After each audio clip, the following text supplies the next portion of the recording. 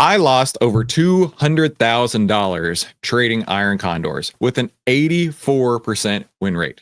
Now, apparently, I'm the one person in the world who lost money with iron condors and the one person in the world who lost with 84% win rates, but that's because my risk and returns were out of sync. I had too much risk for the amount of returns that I could get. But we found this video that says, do this instead of iron condors. Maybe we can learn something together, and maybe we can profit from it. So let's watch this together and learn together. So those of us that have traded options for any length of time, we know the iron condor nightmare. You spend weeks collecting dollars only to have one bad move wipe out a month's worth of gains in a single afternoon. It's a broken cycle. I lived it for years, but I finally found a way to break it.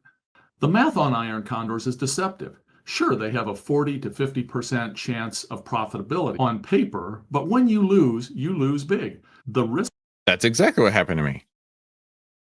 When you lose big, because the risk return, you might make $1 and lose $4, right? And there are other people who would teach you. In fact, let's do the math on this real quick. Hang tight. Need to open up a new spreadsheet. Hold tight. Don't save that. New spreadsheet. All right. So let's say that you could make $1 and risk $4. Okay. So the most you could win is $1. The most you could lose is $4. This is where I lived, right? $5 wide spreads, super out of the money. And that would pretty much be what it would look like. Now, for every one loss, obviously, I needed 4 trades to get back, right? I did that wrong. Equals this divided by negative this. There you go. I needed 4 trades to get back to break even on every one loss. But the people who I learned to trade from, and I'm not going to name names, you can figure it out. Probably not that hard. But so, you know what? To increase your win rate, take half of the credit that you could receive for a maximum. That way you increase your win rates. Duh. And that makes sense, right? Take it off early. But now every one loss would take 8 trades to get back to break even. This was where Chris lived. This is how I had a 84% win rate and still lost $200,000. Is because the risk to return here is broken AF. You can't make money doing this. You cannot mathematically have a positive expectancy doing this. Because for every one loss, you now need 8 perfect trades to get back to break even. Never going to happen. I didn't say it. You said it, right? Those people are definitely some derpy jokers. I didn't say it, right? But when you learn from a derpy joker, you get derpy joker results. I don't want that for you. Oh, you have Batman results. Risk to reward is just upside down in them. I realized I was okay taking bigger losses occasionally, but only if my win rate was high enough to make the math work. 45% winners wasn't cutting it. I needed a trade that could win 90% or more of the time. So I stopped. So, okay, that's interesting. He's needed a setup that would win 90+% of the time. That's a hard rule to, or hard road to come by, but maybe he's got something for us. I mean, listen, if he can figure this out and we can apply it, maybe we should apply it right away. I'm guessing. I took my 30 years of trading experience and I combined it with heavy-duty AI modeling to stress test a completely new trade structure that I call the FLYagon. What I'm going to share with you isn't backtesting theory anymore. Since I started trading this live in May of 2025, I've had 129 trades that I've closed out. Of those 129 live trades, I only have 8 losers. That is a 94% win rate over about a 7-month period of time. And purely in terms of capital efficiency, I mean, I'm interested, but I'm curious if it's going to break the golden rule of trading or the golden rule of leverage, where you put yourself in a situation, never put yourself in a situation where you can lose more than you can make.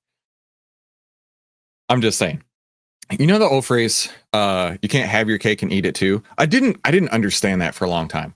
I was like, what do you mean have your cake and eat it too? If I have my cake, then I can eat it. What do you mean I can't have my cake and eat it too? Then someone explained to me, and I forget where it was, you can't keep your cake and eat it too. I was like, oh, okay. Now that metaphor makes sense, right? You can't keep a cake on the table, yet put that cake in your belly. You can't do 2 at the same time. Maybe he's figured this out. I don't know. I'm actually very interested. It's generated over a 150% return in that same time window. Now let's go to options. I'm just saying, if it's that good, maybe he should enter the U.S. Investing Championship, because yours truly is going to enter the U.S. Yours truly is entered into the U.S. Investing Championship for 2026. I don't know. Maybe if it's that good, he should do it. And take an initial look at these two structures. Now I've modeled these in the same expiration cycle and essentially with the same break-evens at expiration. What I want you to specifically notice here is a few key things. First of all, I want to look at the reward to risk ratio in both of these trades. If we look at the iron condor on the left-hand side here. Okay, let's see if we can make this a little bit bigger. Okay, I know this is really faint. It may not even show very well at all on your screen. But in this example here, he's trading the SPY. Looks like he's doing it with a 10 days to expiration, which that makes me nervous already. Can't really tell what the deltas are with it. Okay, but it looks like he'd taken a credit of 112 with a on a $2 wide spread. So his max loss is 88 cents, which puts you right at, he probably had a 30 delta and a 30 delta, which combines to a 60 delta, which means his chance of profit, quote, probability of profiting is at 43%. Okay, let's keep going, because that's what the iron condor looks like. We can see that we have a max loss potential of $88 and a max profit potential of 112. Okay, now first, I will say this does not break the golden rule of leverage. You actually can make more than you can lose in this case. So I like that. However, anytime you see the max profit being greater than max loss, when you're selling options, that generally means that you've like made a very small window of making profit. So let's continue on. So that's a little over a 1-to-1 ratio, probably about a 1.5-to-1 ratio. I'm risking 88 to make 112. Let's look at the flagonal on the right-hand side. While it does have a little bit more max loss associated with it, the max profit potential is over 4 times the size of the max. Okay, again, he set this up in a way where max loss is less than max profit, so this doesn't break the golden rule. And then you go over here, max loss of 145, max profit of 530. That definitely doesn't break the golden rule. Now, we talked about this on the last options deep dive, where you can pin certain areas. But when you pin it, right, like let's say that he did 2 iron butterflies here, and I don't know what he did. Of course, we'll continue on. The likelihood of getting these pins is exceptionally low. In fact, I tried one day. I got so close. But the frustrating thing about it, so I live in Central Time. So the market expires at 3 p.m. Central Time. So imagine if this is what your profit and loss curve looks like. Let me draw real quick. Right, let me draw real quick. If this is what your profit and loss curve looks like, okay? The most you can make at any point in time up until the day of expiration is going to be like right here. Like, let's say if this is your 500 max gain per contract, you might get 20, okay? Now, on the day of expiration, it starts getting a little bit higher, a little bit higher, a little bit higher, and a little bit higher up until 3 p.m. Central Time. If it hits this exact point at 3 p.m., that's when you get paid the most. And I remember watching it on the day of expiration, and it was going back and forth right around my strikes that I had pinned this at. And I was like, this is amazing. But I'm watching, right? 8 a.m., $20, 9 a.m., $25, 10 a.m., $30, 11 a.m., $35. And we're trying to get to 500 here, right? 11:30, $50. 12 o'clock, maybe $100. And I'm like, where's my money? Where's my money? Why am I not getting paid?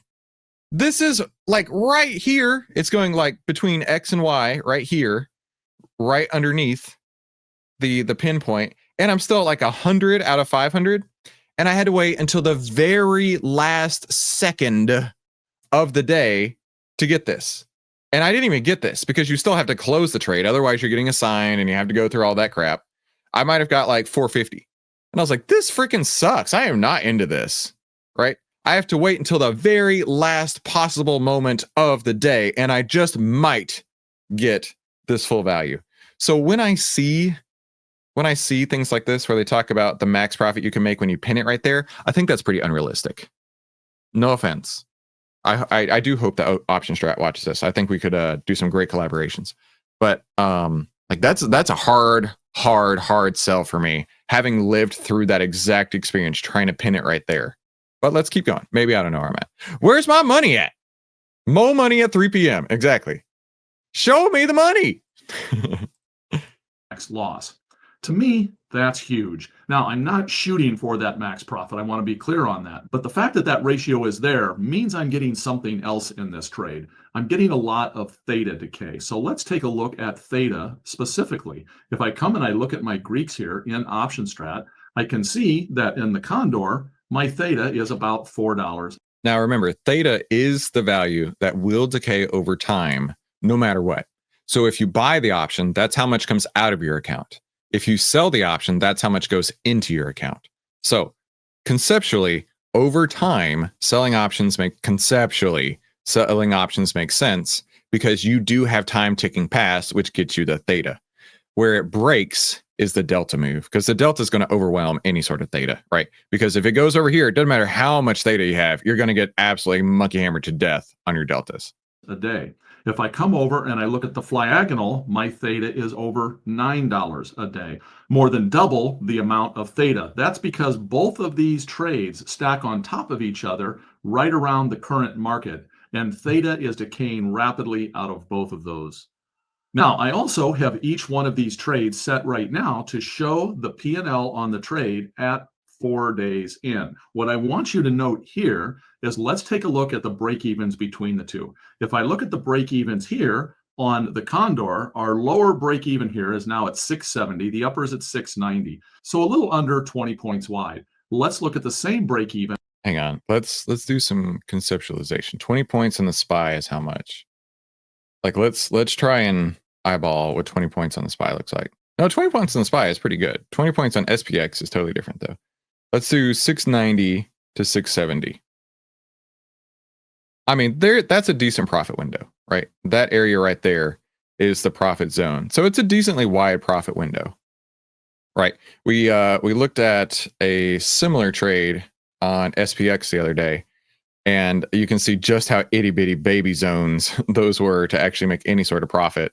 When you compare it to like looking at the price of the price chart here, it just disappears. This one, not so bad, not so bad. I can definitely see some areas of profiting, but let's keep going. On the Flyagonal, if I come over to look at the Flyagonal, we can see that my break-evens go all the way up here to 697. On the lower side here, they are at 673. So significantly wider in the Flyagonal as well.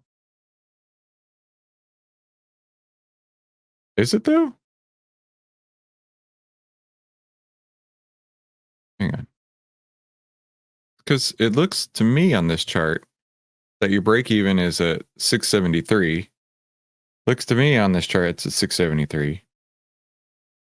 Okay. Call me crazy, but that sounds like the same number. Okay, then let's go to the upside. 693. This is 694. Call me crazy, but I think you get $1 extra to the upside to your break even. Am I misreading this? Break evens further to the right? Is it though?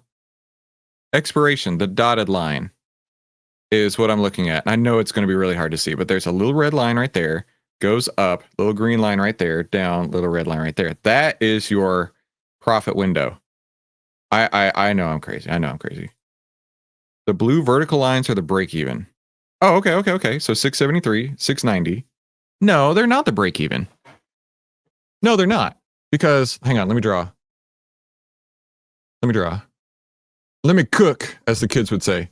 This right here, I'll make this easier for you to see, is what an iron condor looks like at expiration. When it crosses this line, that's when you lose monies, right? That value is 674 right here, maybe 673 if you want to push it, and then 693 to the top side. 674, 693. Okay, and then we look over here. The dotted line is your expiration. And so let me draw on this, show you what it looks like. Right? So here's your break even. Is that not the same 693, 694? And then here's your break even. Is that not the same 673? Unless I'm mistaken, and that totally could be the case, I don't see any advantage here. I don't see any advantage here. But maybe I'm wrong. Let's keep going. So to get to the heart of the flyagonal and what it really brings to the table that's unique, I want you to take a look at this vega number. Your traditional... Oh, Kasha says blue lines are break even at the point of time. Okay. So break even at 4 days to expiration instead of at expiration. Okay. So at expiration, it makes no difference. Before expiration, you've got, you'll make, hang on.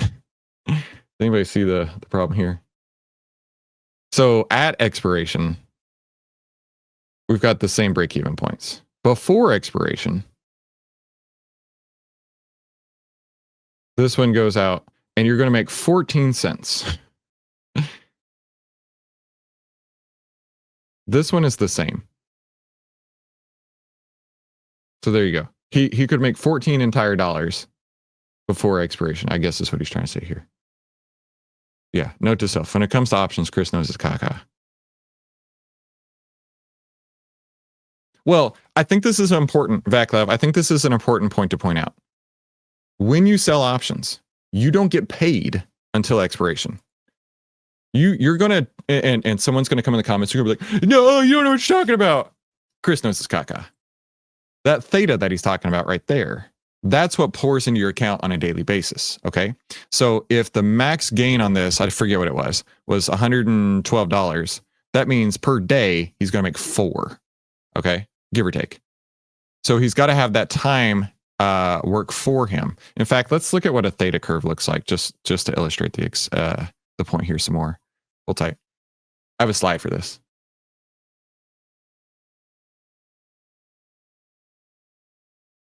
Here, right?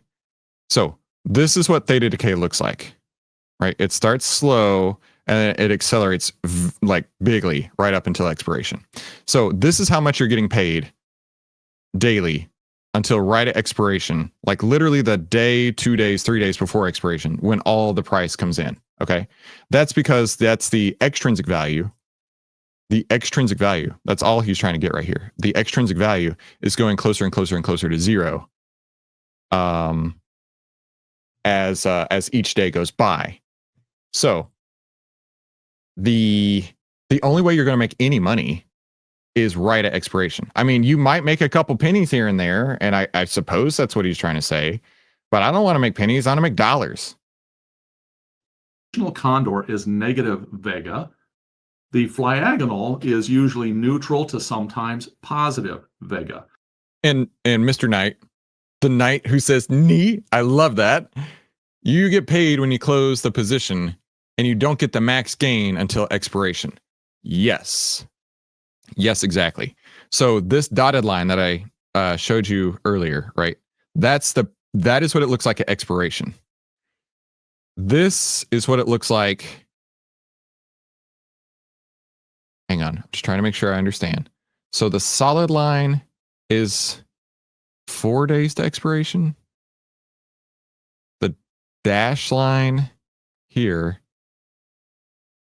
is, oh, that's in 4 days, and this is in 7 days. Okay. So it's getting bigger. Okay, yes, I'm following now. It's getting bigger as it gets closer to expiration. Yes, for sure. Totally understand where he's coming from. And it makes sense, right? Because the closer you get to expiration, the more possibility that you're going to hit that profit curve. And it's the same as on the Iron Condor, right? Imagine this is today, this is a week from now, this is expiration. Okay, we understand. We understand. In fact, let me draw on the chart here. I love this, by the way. I can nerd out on options so hard. I don't know what your thing to nerd out on is, but options are for me and fancy watches. Okay, so imagine the solid line is today. So we're going to mark this line as a T. The solid line is T for today. The dash line is 1 week from now. We'll mark that as a W. And then E is your expiration line. Okay, so the today line, you're going to make a couple pennies. Though a week from now, you're going to make maybe a couple dimes. There you go. Couple pennies, couple dimes. And then at expiration, that's when you make your dollars. Okay. Everybody follow along? Type a number 1 if you're following along. Type a number 2 if this still doesn't make sense yet. Type a number 1 if you get it. 2 if this still doesn't make sense yet. Because the closer it gets to expiration, the more it's going to fit this curve. And the peak that we talked about earlier only happens right at expiration. Okay, I'm totally on board. I think we're all in the right spot. I see tons of ones coming through. Thank you guys for confirming. All right, I'm loving this video. We're learning a lot. Let's keep going. So what that means is a couple different things. One, to put on an effective condor, a condor that you have a higher % chance of getting a win out of, you need to wait till volatility is higher to enter it. So you can't just enter them at any time. With the Flyagonal, because it is vega neutral, many times vega positive, I don't have to wait for a set of circumstances to enter that trade. I can enter it at any time. Now, another thing that Vega does for me, and this is where it gets critical, is how the trade acts when it gets stressed. So I want to come in and I want to show you. I think that's a very valid point, right? Somebody said, now talk about the downsides. Yeah, but show the downsides. Exactly. Like, for example, SPY's in a big bullish uptrend right here. If SPY continues and blows out to the upside, right? Remove. You've capped your gains both directions, right? You've basically boxed in your trade, right? You've boxed in your trade and said, don't even think about moving outside that range. But let's say it does, okay? And both of these have that situation, which is what happened to me. It was a constant battle of blowing out one side or the other. A constant battle of that. Let's continue on. I want to see what he says. What happens if volatility were to decrease or increase in both of these scenarios? So let's come over here first and we'll take a look at our iron condor. If our market goes down a little bit, more often than not, when our market goes down, volatility will increase. Let's see what happens to the profitability in that trade. As I slide my slider here, we can see that as volatility increases, even though I'm right centered under that tent, that trade can start to lose money. So again, more often than not, when our markets go down, volatility. Right, but let's also keep in mind he basically doubled volatility in this example here, and he's looking at a 10-day trade. The idea that volatility can spike extrinsic value by double in the span of 10 days is really unlikely. Really, really, really, really unlikely. Right? That's basically taking the, let's go to the SPY 10-day right here. SPY. By the way, I'm loving this. This is fun. Chris knows his caca. Let's go to December 22nd. That's roughly 10 days. Right. So let's say that you sold the 60 delta, or I'm sure this would be more the 30 delta, wouldn't it? Right. The 238. You're basically saying the price of this option would double while getting closer to expiration. Hear me out. There's some logical fallacies here. The price of the option would double as it gets closer to expiration.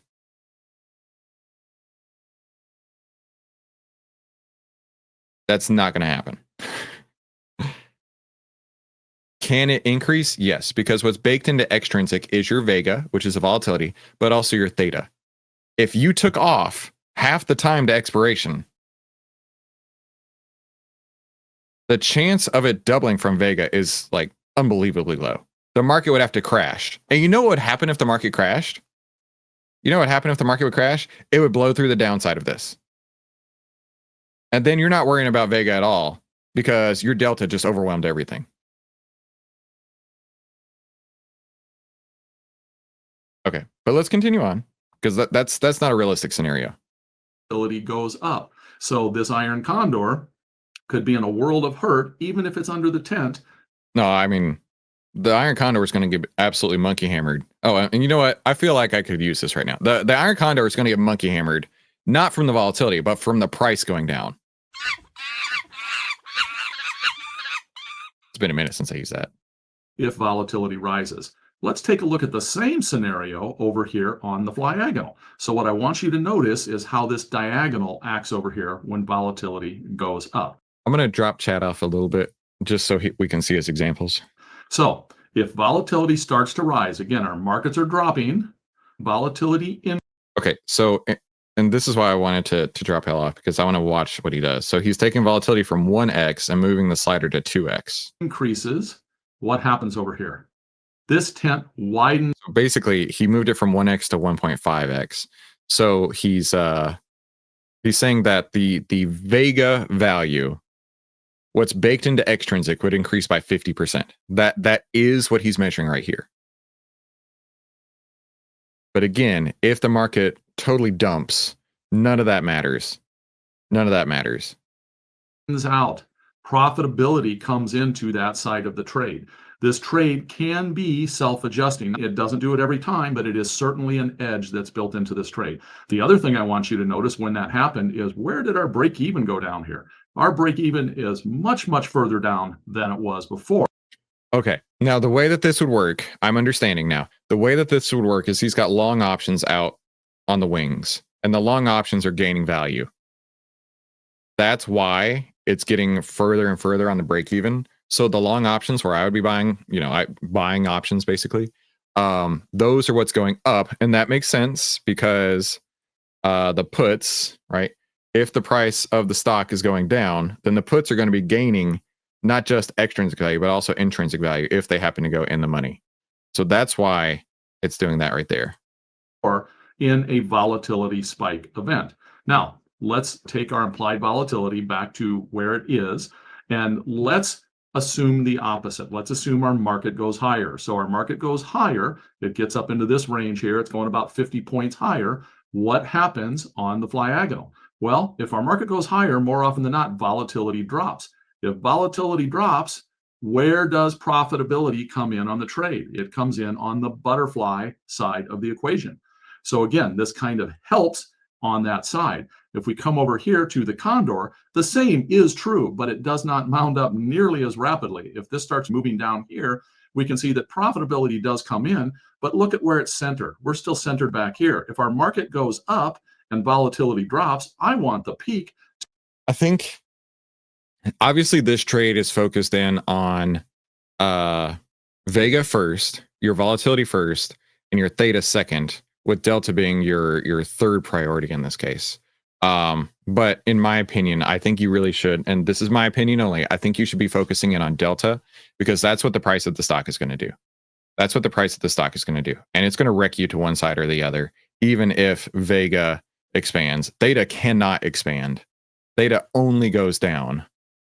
If you get blown out to the upside, you're still going to get blown out to the upside. To be more up around where my market would ultimately be in that rise in the underlying price. So at the end of the day, with the diagonal, we are not fighting the trend. We're using it in our favor. It will self-adjust to a certain extent. We survive that crash. We profit in the rally. But the real secret weapon is that theta bomb. That theta bomb is that center where these two trades cross over. And that's what gives that huge amount of theta that decays rapidly, which means that I'm out of most of these trades in under 5 days. So less time in market means less exposure to black swan events. So this goes back to what I was saying way earlier on in the video, which was if you're trying to increase your win rates, you take off your profit well before you ever hit that max profit. So he's never going to hit those spikes. Those spikes that we drew on earlier, like he's already said, I'm never going to hit those. So I don't know. In my opinion, if you want to get fancy with options, you totally can. This is definitely a way to get fancy with options. It's not for me. It's definitely a lot more complex than I want to be working. But listen, if this is for you, let me know in the chat. Like I said, like he said earlier, he's been using this a lot. He's got a 90+% win rate. He's done incredible things in his account, and this could be brilliant for you. For me, it's not so much, and that's okay, right? Everybody's got to develop their own trading style, and that's what we teach at OVTLYR University. Did somebody just say OVTLYR University?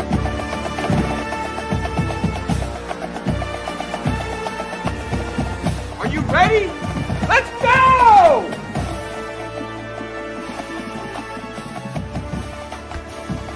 Respect is earned! Respect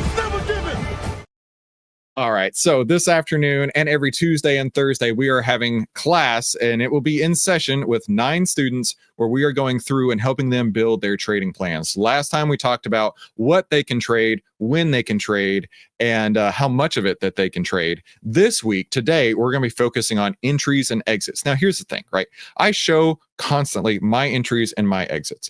Does that mean it's the best thing? No. I mean, as this guy proved right here, he's doing exceptionally well by following a completely different system. My goal in OVTLYR University is not to teach you what I do. My goal in OVTLYR University is to help you come up with a plan that fits for you. Fits for you. Now, 50% of you are going to listen to the university. You're going to listen passively. It's going to go in one ear out the other. You're not going to learn anything. Not going to make any difference in your life. 25% of you are going to listen, and you're going to half-heartedly implement the processes. You're going to lose your money. You're going to come back and say, Chris made me sell my SoFi shares.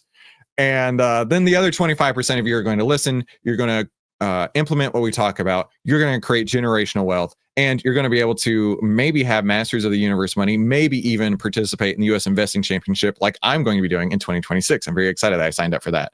So listen, the choice is yours. You can decide where you fall into. But I want you to be successful. And that is why OVTLYR University is 100% free, 0 cost. It is lying on YouTube forever. It will be on YouTube and the OVTLYR University playlist. Why are we doing this? We want you to be successful. And when you're successful, you can become an OVTLYR. That's my evil plan. How about I give you success for free? When you become successful, come be an OVTLYR. That's the plan. And OVTLYR is 82 cents a day. It's unbelievably inexpensive. So if you're ready to save time, make money, start with less risk, click one of those OVTLYR University videos, and we'll talk soon.